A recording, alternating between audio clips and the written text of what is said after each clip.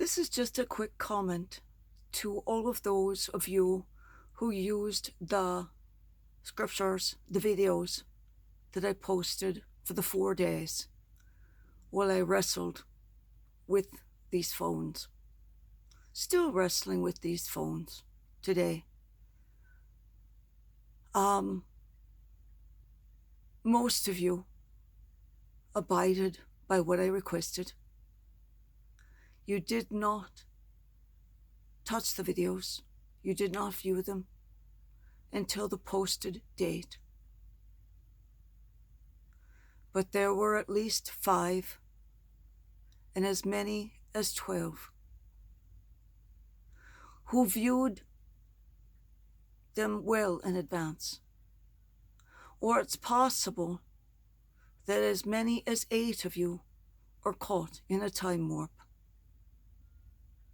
because they believe or are on Monday in their world when the rest of us are on Saturday morning and Saturday afternoon.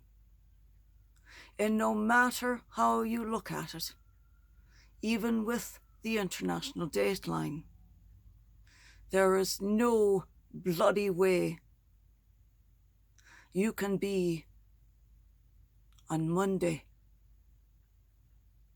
when it is 11 a.m. earliest time, US.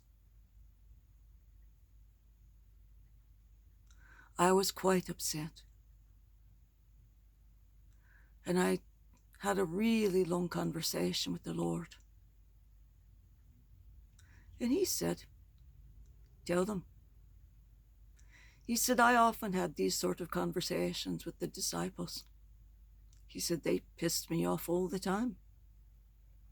He said, they were not the holiest bunch.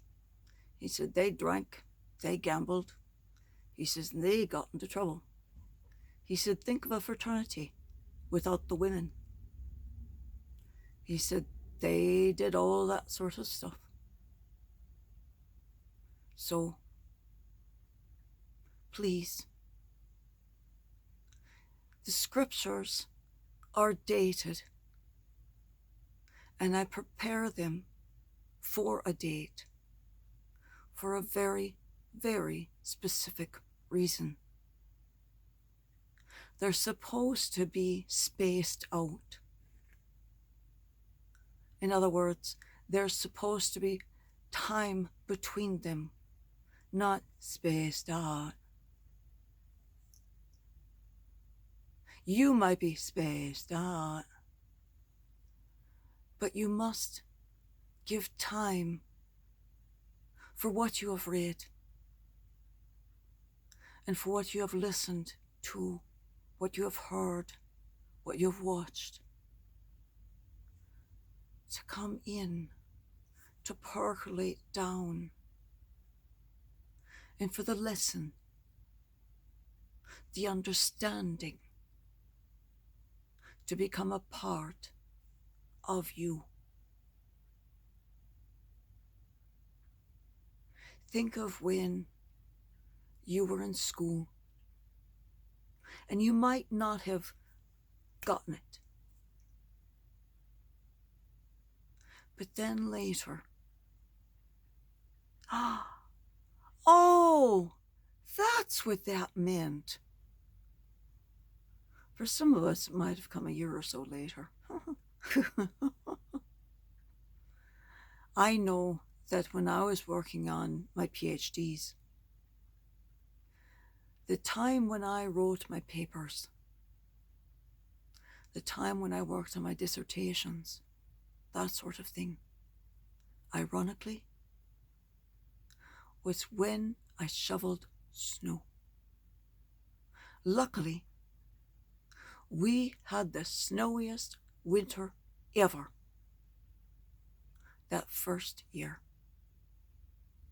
So I'm taking 21 PhD credits each semester, which for those of you who don't understand, that is 2 buttloads and then another half. But by doing the shoveling, I'm thinking about it, but I'm letting the unconscious brain work it through, put it together. I'm writing the paper, but the unconscious brain is working it. I do sermons in the same sort of way. I will start working on a puzzle. I'll do something that occupies this part of my brain and just let this part work on it for a while. And then when he knows it's ready to be written, he comes down and says, let's get to work. And then he'll start talking to me. Or he'll ask me one question. Boom. It all just comes forward. Because he knows what is in our minds. He knows what is in our hearts. He knows that for some of you, you were shortchanging him. And by shortchanging him, you are shortchanging you. Because whenever you don't give him the time to be with you, the one who loses is you. The one who doesn't get everything is you. So please don't cheat. Don't cheat Christ. And don't cheat me.